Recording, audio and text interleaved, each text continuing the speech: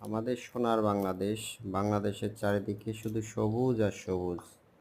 এখন ভিডিও করেছি আমাদের দেশের পাট, একটা ফসল যাকে আমরা সোনালী আঁশ বলে থাকি, তার একটা ভিডিও করা হয়েছে। দেখো কত সুন্দর পাট গাছগুলো হয়েছে, দেখতেও অনেক সুন্দর লাগছে। অনেকেরই হয়তো বাস্তবতায় দেখার সৌভাগ্য হয়নি। যাদের বাস্তব সৌভাগ্য হয়নি তারা ভিডিওর মাধ্যমে একটু দেখে নেবেন। আমার মনে হয় ভালো লাগবে, আমার অনেক ভালো লেগেছে। এই সোনালী আঁশ এটা রপ্তানি করে আমাদের দেশে প্রচুর বৈদেশিক মুদ্রা অর্জন করা হয়। আর বাংলাদেশের ম্যাক্সিমাম জায়গায় পাট উৎপাদন হয়, তবে কিছু কিছু জায়গায় আমাদের ফরিদপুরে প্রচুর পাট উৎপাদন হয়। যাই হোক, গ্রাম বাংলার এই ভিডিওটি করে এনেছিলাম, তো তোমাদের সামনে উপস্থাপন করলাম। জানি না ভিডিওটি তোমাদের কেমন লাগবে। যদি ভালো লেগে থাকে তাহলে অবশ্যই লাইক কমেন্টের মাধ্যমে জানিয়ে যাবে কেমন লাগলো।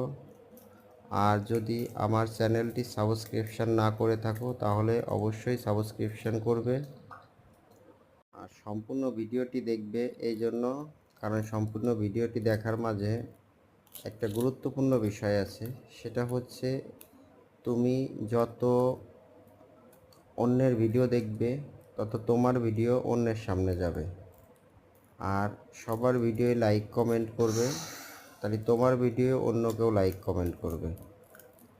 আর ইউটিউবকে অসংখ্য ধন্যবাদ জানাই একটি প্ল্যাটফর্ম দেওয়ার জন্য। এত সুন্দর একটি প্ল্যাটফর্ম দেওয়ার জন্য ইউটিউবকে আবারও অসংখ্য ধন্যবাদ জানাই। সম্পূর্ণ ভিডিওটি করে রেখেছিলাম, ভিডিওটি অনেক আগে করা ভিডিওটি করে রেখেছিলাম, তো সময়ের অভাবে এতদিন ভিডিওটি ছাড়া হয়নি। তো আজকে ভিডিওটি তোমাদের সামনে উপস্থাপন করলাম। আমার চ্যানেলটি সাবস্ক্রিপশন করে কমেন্ট বক্সে জানিয়ে যাবে, আমিও তোমার চ্যানেলে ঢুকে তোমার চ্যানেলটি সাবস্ক্রিপশন করে যাব। যারা যারা সম্পূর্ণ ভিডিওটি দেখেছো, সম্পূর্ণ ভিডিওটি দেখে একটা কমেন্ট করে যাবে যে আমি সম্পূর্ণ ভিডিওটি দেখেছি। আর কে কে সম্পূর্ণ ভিডিওটি দেখলে অবশ্যই জানাবে। সবাই ভালো থাকবে। আবারও ধন্যবাদ জানিয়ে আমি আমার ভিডিওটি এখানেই শেষ করছি। সকলের জন্য শুভকামনা রইল। আর সবাই অবশ্যই নিজের ড্যাশবোর্ডটি ঠিক এভাবেই সবুজ রেখে কাজ করবে, তাহলে খুব দ্রুত এগিয়ে যেতে পারবে। ভালো থাকবে, সুস্থ থাকবে সবাই।